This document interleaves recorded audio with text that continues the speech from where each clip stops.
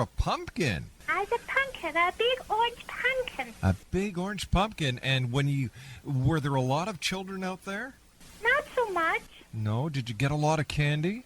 Yeah, I got a lot of candy. Mommy's eating all the chocolate bars. Well, tell Mommy that's your candy, honey. Okay. Tell her.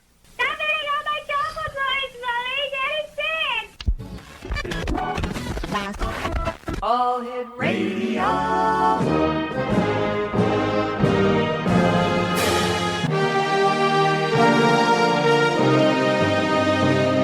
Welcome to the X Zone, a place where fact is fiction and fiction is reality. Now, here's your host, Rob McConnell.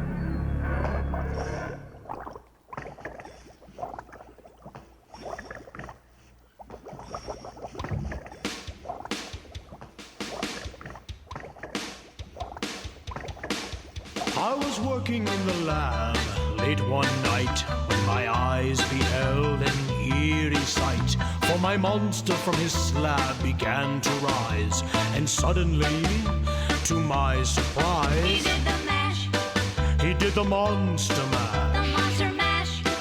It was a graveyard He smash. did the mash, It caught on in a flash. he did the mash. He did the monster mash. And welcome back to the X Zone, everyone. I'm Rob McConnell.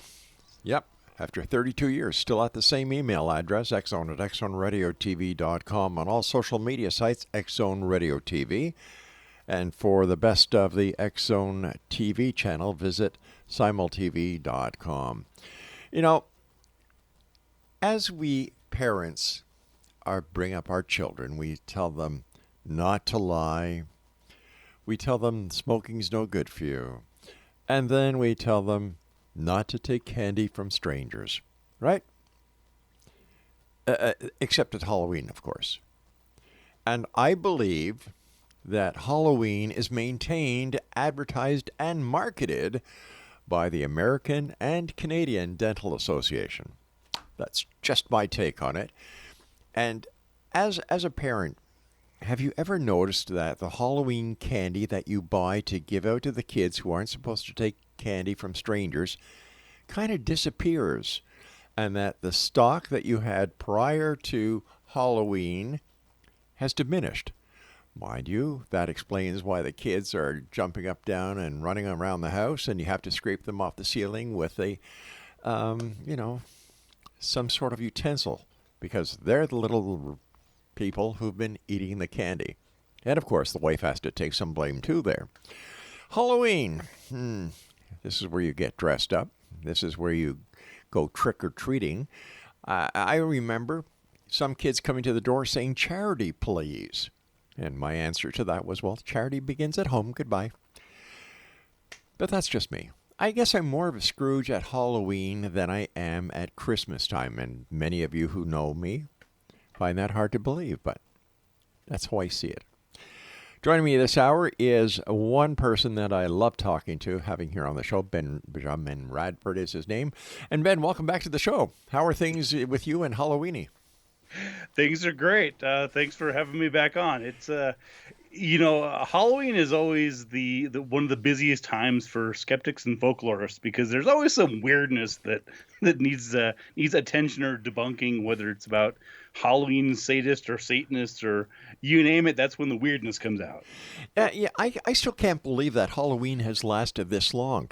Now, with all the different religious philosophies out there who go against Christmas, we can't say Merry Christmas anymore. It has to be Happy Holidays. Who have fought vehemently about Easter being celebrated. I have never heard anything negative about Halloween. I've never heard of any religious group trying to get rid of Halloween. Have you? Well, not Halloween specifically. Of course, there are lots of groups that have problems with it. Usually, the complaint is that people believe that the holiday itself is somehow sinister or satanic, and that's actually ahistorical.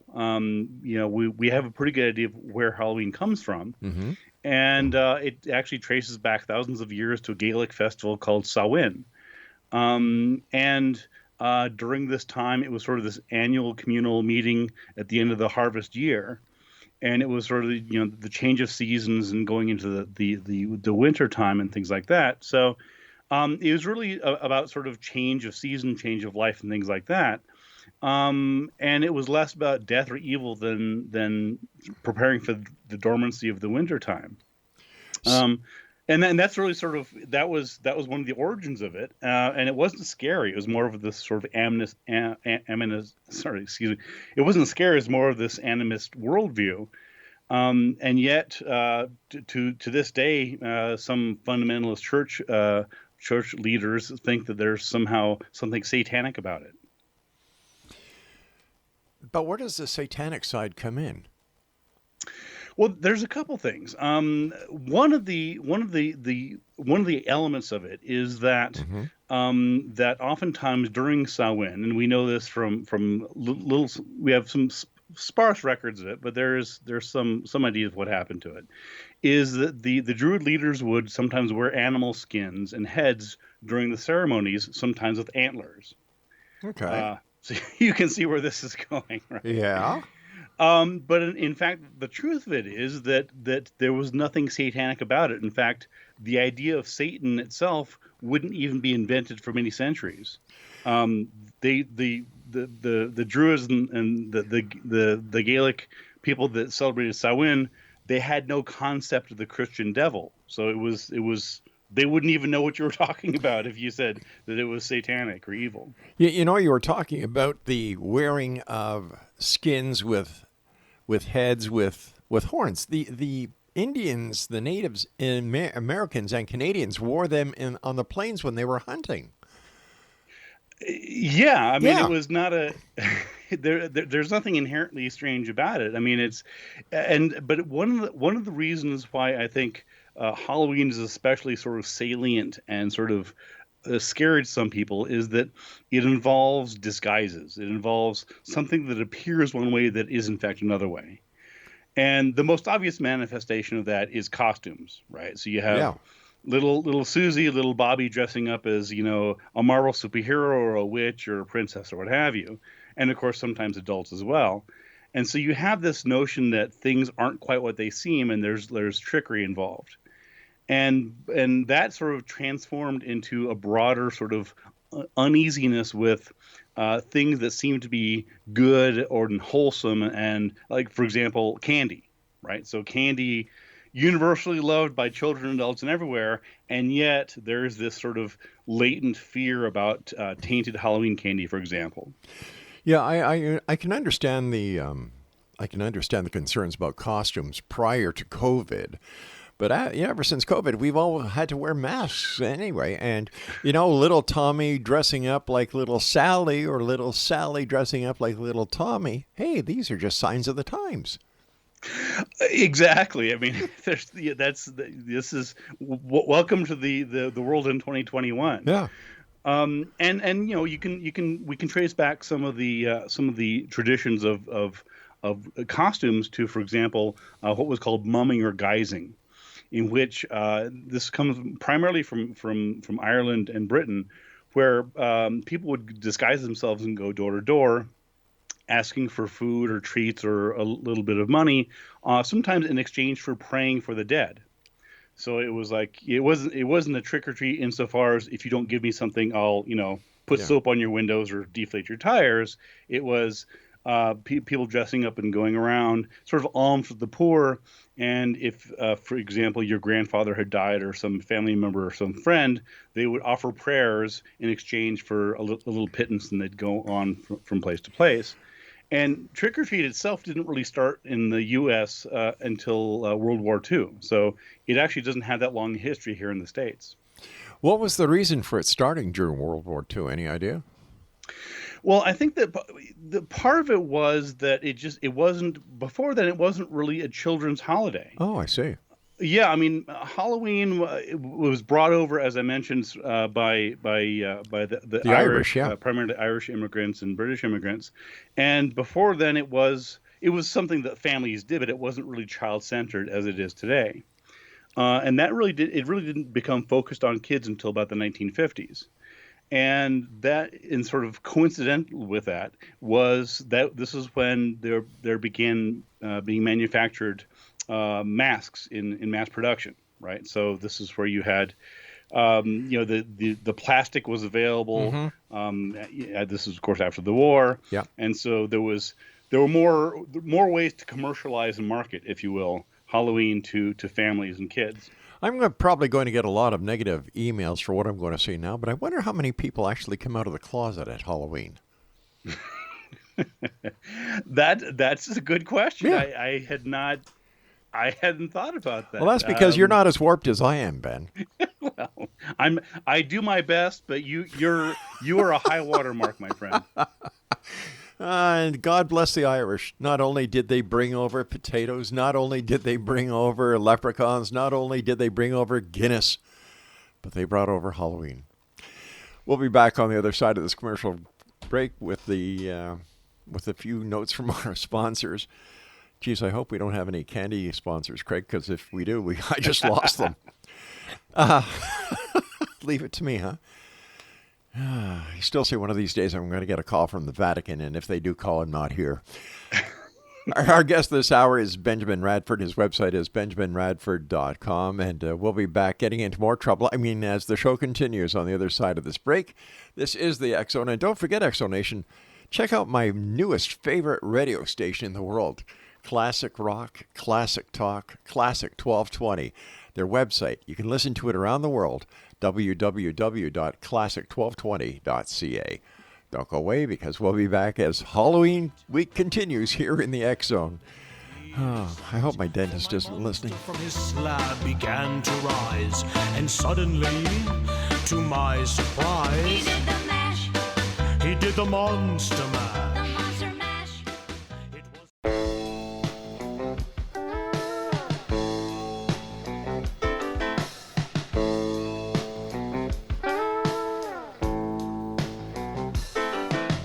Ivan was an old bear tracker.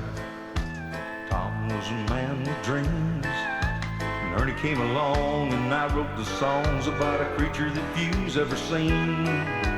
Monsters, myths, and mysteries, legend, tales, and facts. It brought us all together, and it's a reason for the fact.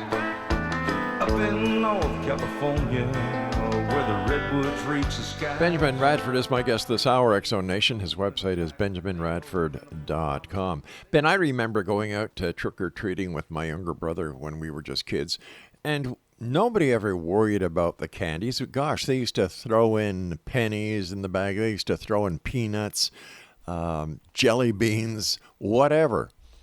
And yet today we have to be so careful. Yeah, I mean, it's interesting because a lot of these rumors and sort of moral panics really track along with social anxieties. So this is why right around Halloween, although other times of the year as well, but particularly Halloween, we see these other anxieties that are sort of laid on to Halloween and kids and things like that. So, you sort of touched on the idea of candy being dangerous to kids, not just from a dental point of view, an obesity point of view, although there is that, but this notion that there's the stranger danger fear, this idea that there are strangers out there trying to harm kids, put razors in apples. I'm not sure who's giving out apples these days, but I'm sure somebody is.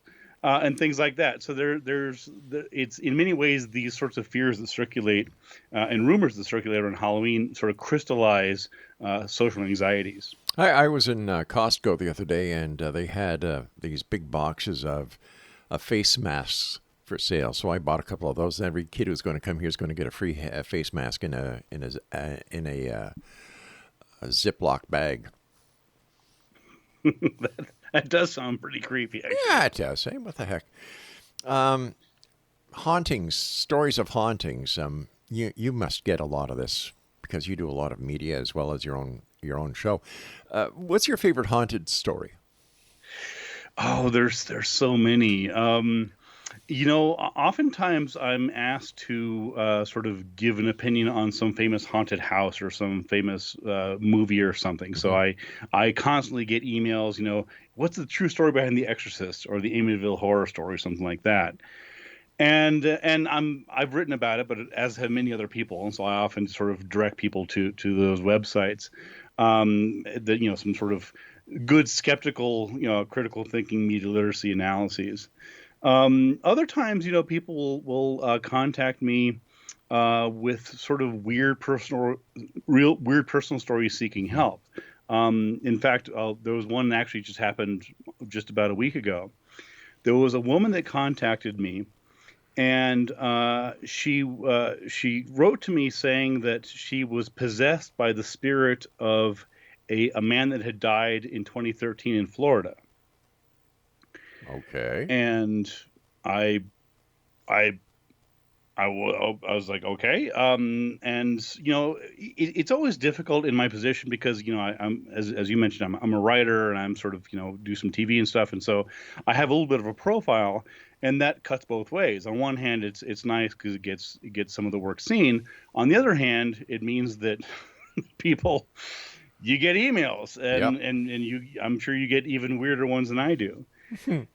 And and these are some of the hardest ones to deal with, right? Because oftentimes the people that reach out to me are people who are sincerely frightened. That's right.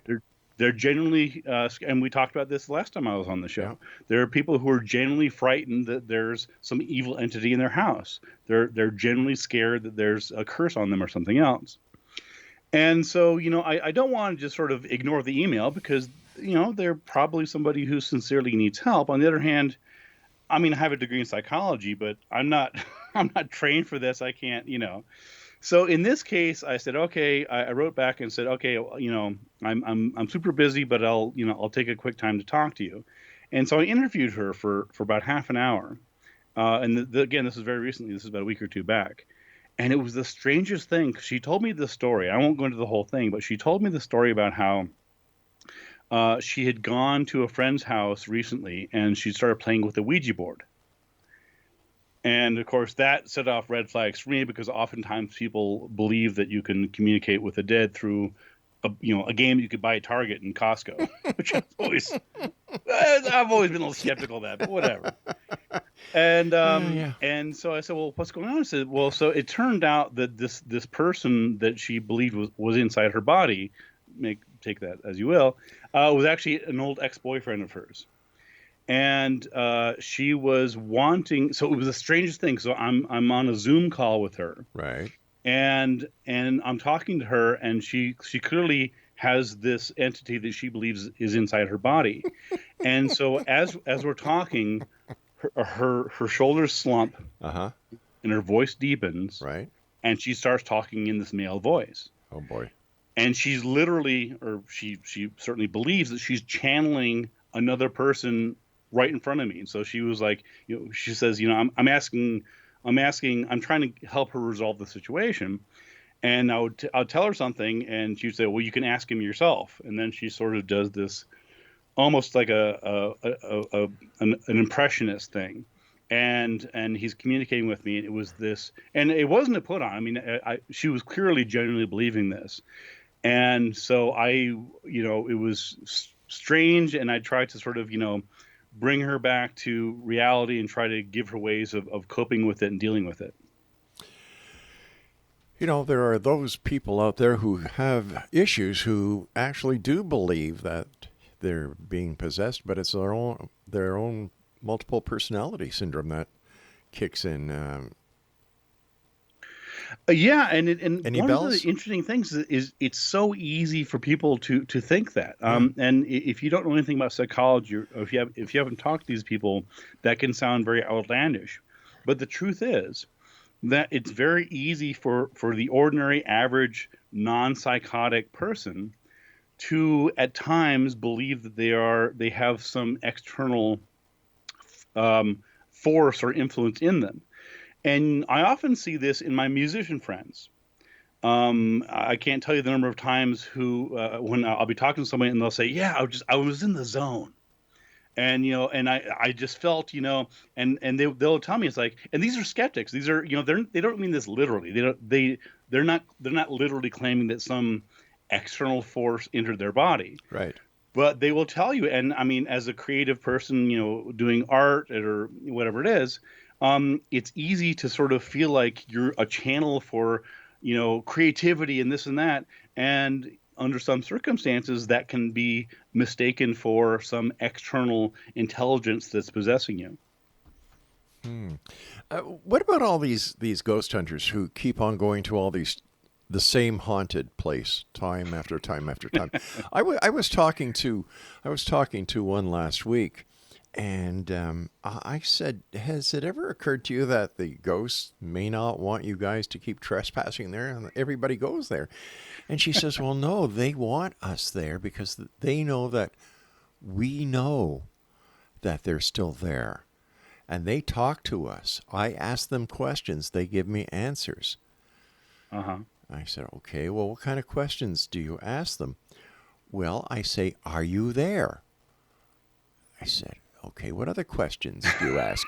Seems pretty basic. Can you hear me? And if there's no response, the answer doesn't mean that they don't exist. It's that they choose not to answer. You got it. Yeah, it is. You raise a really interesting question, and I've asked ghost hunters that before. I mean, and one thing that often doesn't get discussed about ghost hunting is exactly what you're saying. Is because as you know, there are literally thousands and thousands of ghost hunting groups in North America and around the world. Yeah. And oftentimes they're influenced by these TV shows and Zach Baggins and all this and that. And they go into their local haunted place, right? So there's some cemeteries, some broken down building, whatever else. But there's also a very robust ghost tourism industry. Oh, paratourism, yeah, big time. Oh yes, huge, right? And Yeah. so and you see this. I mean, it's part of a broader sort of paranormal industry, right? So if you go to Salem, for example, of course, there's a witch trial. There's a witch tourism thing. If you go to Louisiana and New Orleans, of course, there's voodoo and witches everywhere. So, and in the same way, if you go to the Pacific Northwest, California, and of course, there's Bigfoot and things like that. But there are many places that are famous for being haunted. So, for example, there's the Stanley Hotel. The Waverly Institute. I can think of several hotels here in New Mexico. There's the St. James, La Fonda, and so on. And one thing that has struck me, and you touched on this a second ago, is that these places, Myrtle's Plantation is another good example. I've been there a couple times in Louisiana, and they're sort of famous for being haunted, and that's a big part of their business is. Hey, we were featured on Ghost Adventures, and see us on season 5, blah blah blah. And so they have people coming from across the country and sometimes around the world to stay in a haunted place. And anyways, I'll wrap it up. But so it's the curious thing is that what they don't seem to recognize is that these ghost hunter groups, they just cycle through there. Yep. And over the course of months and years, there has been hundreds and hundreds of investigations, and they've all come up with almost nothing. It's the same crappy photos and weird experiences, and there's nothing there. Same old, same old. Exactly. All right, buddy, stand by. We've got to take our news break at the bottom of the hour. Benjamin Radford and I will return as we continue seriously taking a look at Halloween. We'll be back. Don't go away. Up in North California, where the redwoods reach the skies, 3 men with a gold and a pact that they'd hold, and a promise till the day that they die.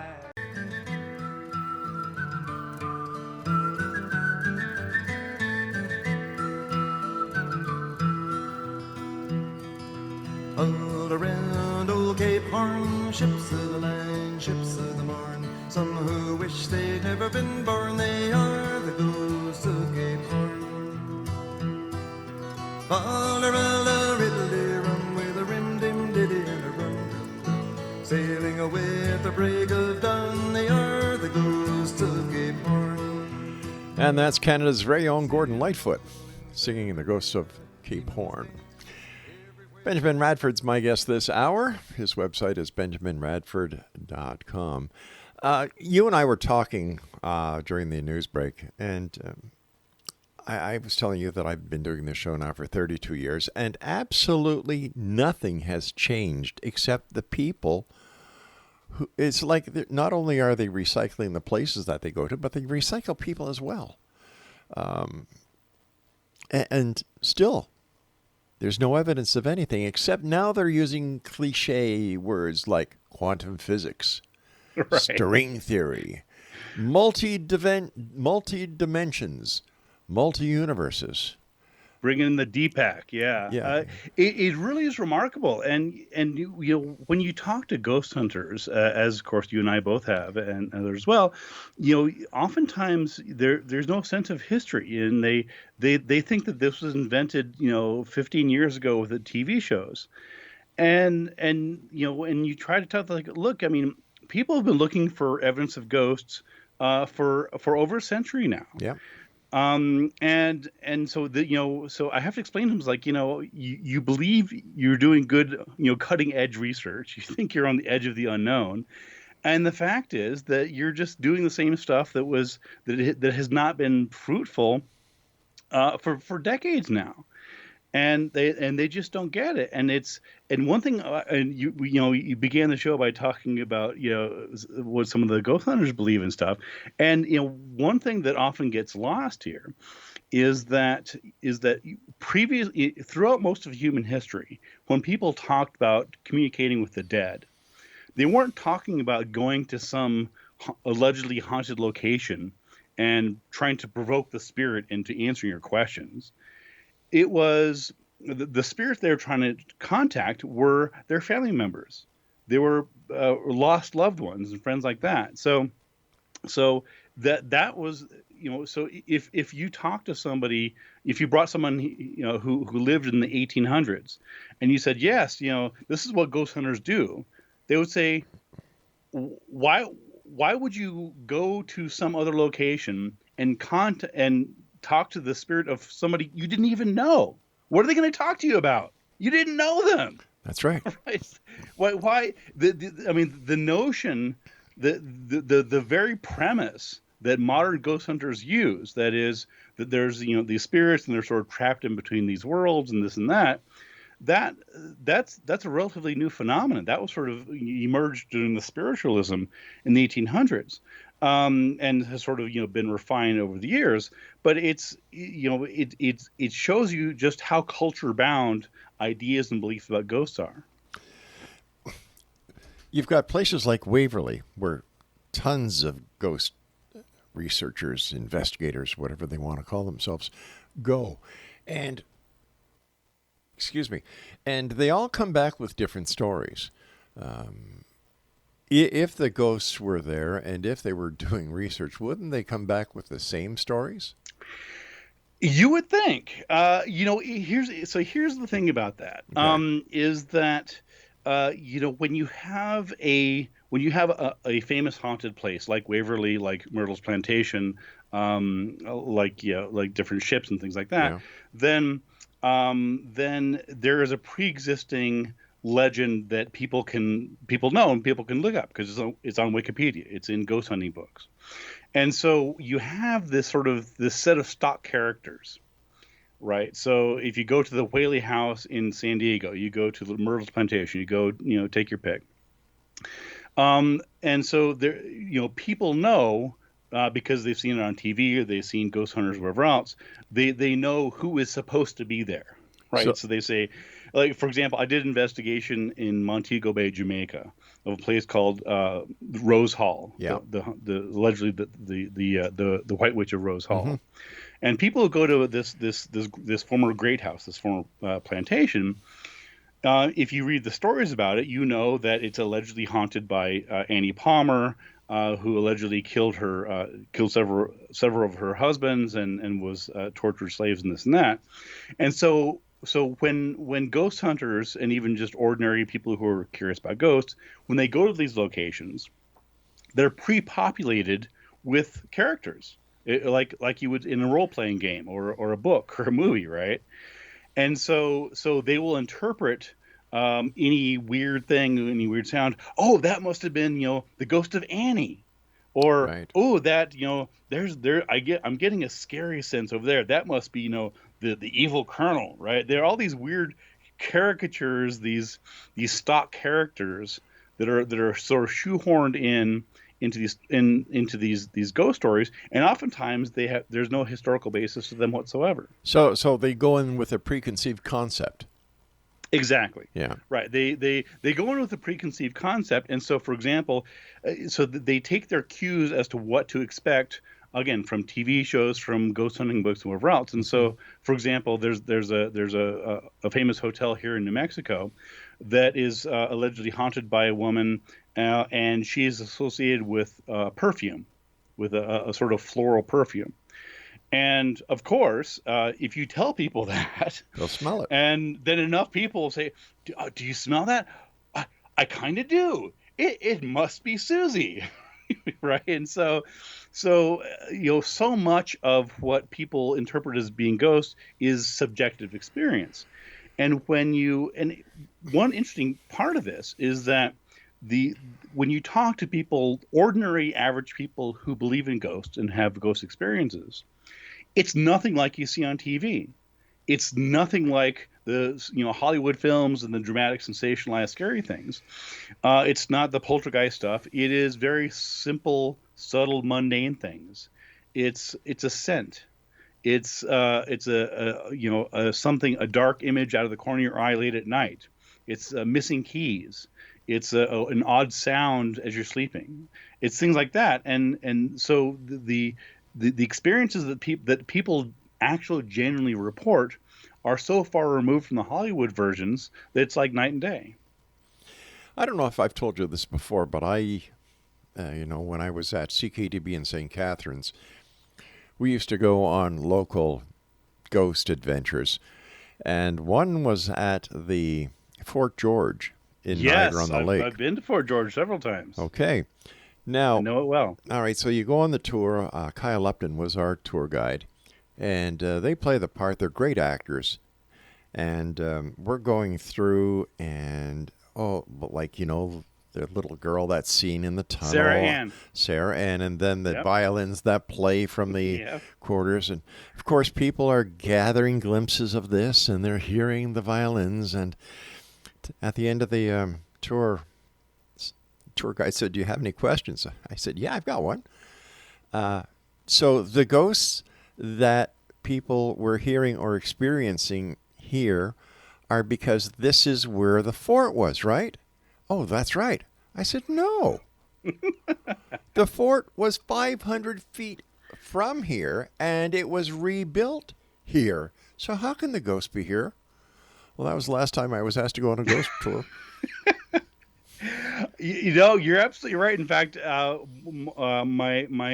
most recent book on ghosts, titled "Investigating Ghosts," actually has 2 chapters on Fort George and Sarah Ann. Yeah. So I know exactly the story you're telling, and you're exactly right. It's fascinating because it doesn't fit their narrative. Right? Yeah. Their narrative is, and a ghost is seen here because this is where the soldier died. Yeah. And it's like, how? Number one, the fort wasn't here. Number 2, all this is rebuilt stuff. Half of this is from Canadian Tire. Yeah.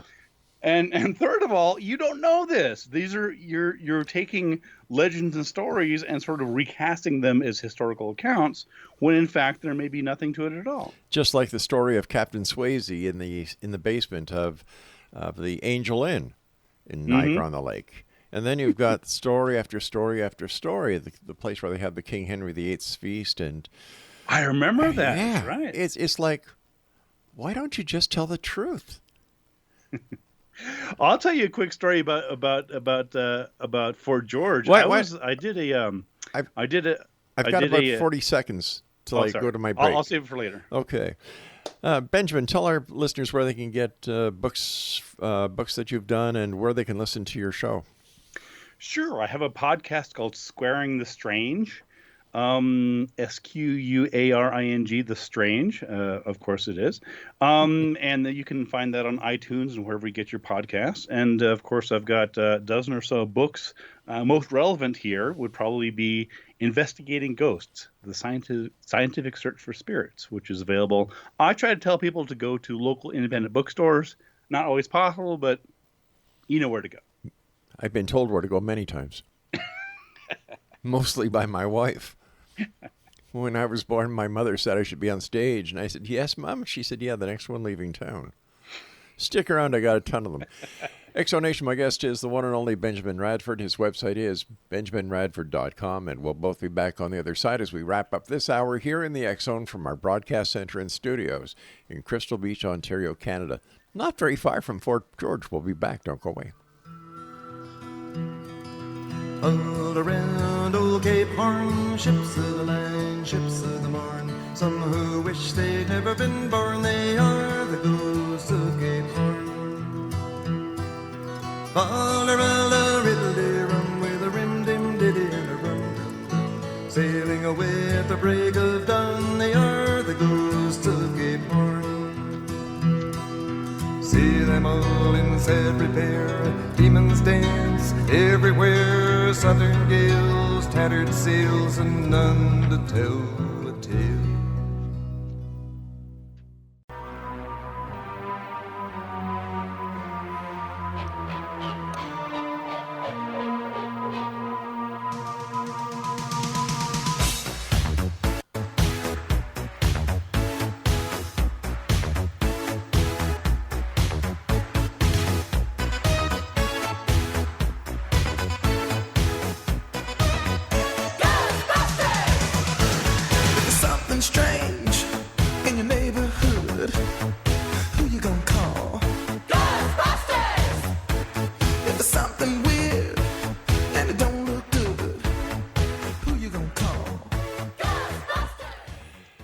Yeah.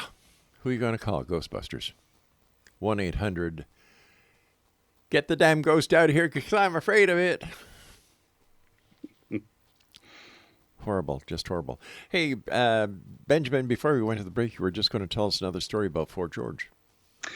Oh, yeah. So I had done a couple investigations there when I lived in Buffalo. Yeah.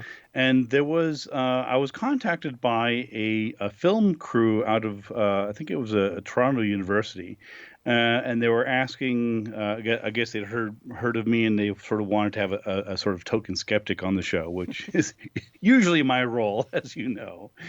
I'm brought on in the last 3 minutes to try and refute everything that you saw in the previous 52 minutes. But in this particular case, I was there with some ghost hunters from the Golden Horseshoe, and they were actually quite nice. We all got along pretty well. They knew where I was coming from, and they knew where they were coming from. But it was this we did investigation in the soldiers' barracks, among other places there. And if people haven't been to Fort George, it's really a beautiful place. It's definitely worth a look. It's just probably not haunted, but in any event. So I remember it was an overnight thing, and of course, because they wanted it to sort of, it's more dramatic and sensational if no one's slept in 24 hours. So we began the night in one of the soldiers' barracks, and so they began by having some of the ghost hunters and some of the intuitives or psychics try and communicate with the ghost, and so. It was, I think, 3 or 4 of us plus a camera crew and audio guy. And I'm just setting aside, I'm not there to cause trouble. I'm not there to, I'm just there to just listen and watch and see what's going on. And so and if you've seen any of the ghost hunting TV shows, this was the template. And they said, okay, if there's anything there, give us a sign. And we're waiting. And then nothing happens. It's a little embarrassing to the ghost hunters because of course they're asking for a sign of ghost and we're not getting anything at all, which is frankly unusual given what the barracks look like. And this is actually, I think, in November, so it was super cold. And then say, oh yeah, we know there's a spirit here, give us a sign. We wait. And as you know, Fort George is very near Niagara-on-the-Lake. It is, yeah. And so there's a car alarm. It's clearly a car alarm. I say, that's not a sign. And I got a glare. If looks could kill, glare from all the ghost hunters. Like, okay, just to be clear, the fact that a car alarm went off that's a kilometer away is not, I'm not calling that a sign. He's like, okay, fine, whatever. So, Well, why would a sign be a kilometer away? Wouldn't the sign be right there where the ghost is? Yes, thank you. Right, that's what I'm trying to get along. And it's like, and I'm going through this whole thing, and again, I'm there.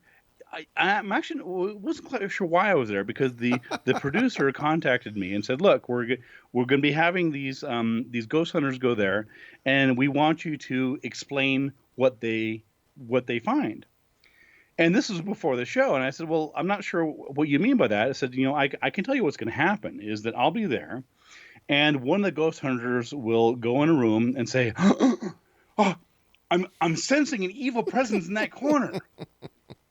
and the producer's like, yeah. And I'll say, and what do I do with that?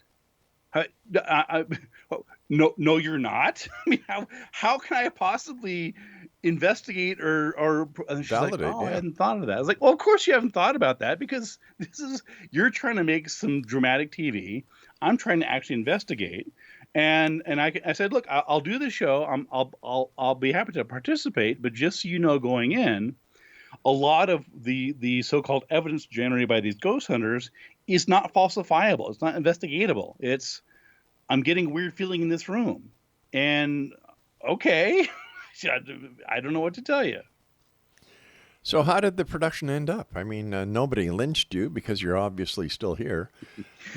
It ended up just fine. Actually, it turned into I later on got a DVD of it. It was titled Encounters.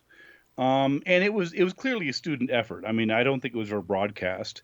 So it was I think it was University of Toronto, if I'm not mistaken. So it was a graduate student program. Again, I don't think it aired, but they did end up making a show of it. And it was fine. I mean, there were no hurt feelings, and I got a chapter or two out of it for one of my books, but I enjoyed it because I got the chance to be with ghost hunters, with sincere people, and that was one of my first experiences doing TV crews at the time. And so, I got to know them. And so we were chatting, and like, look, I'm not Mr. Mean Skeptic. You're not this and that. It's like, just, tell me. I was talking to one of the ghost hunting psychics. Said, when you say you're experiencing a ghost, what does that mean? And again, I'm not trying to trap you. You're trying to learn. I don't know what it would mean to sense a ghost. Mm-hmm. And she says, well, it just sort of is an odd feeling. And I said, well, it's people have odd feelings all the time. That doesn't mean it's a ghost. And she sort of grudgingly admitted it. And so I think I imparted a little bit of my point of view where, look, I'm not saying ghosts don't exist. I'm not saying you can't detect ghosts. I'm just pointing out that a lot of what you're claiming as evidence for ghosts is sort of subjective and, not really anything I can do with. And she's like, yeah, I guess you're right. So we actually came to a bit of an understanding. So that was good insofar as that happened. Well, I believe that there are good ghost investigators out there. And the best investigators that I have spoken to over the years are also historians. Mm-hmm. And Larry Lawson in Florida, in Indian River, is one of those people. He's a former police detective himself, and he's a historian. And he does his tours that are history-based.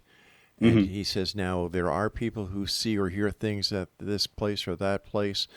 And he doesn't put the image in the mind that, yes, there is something there.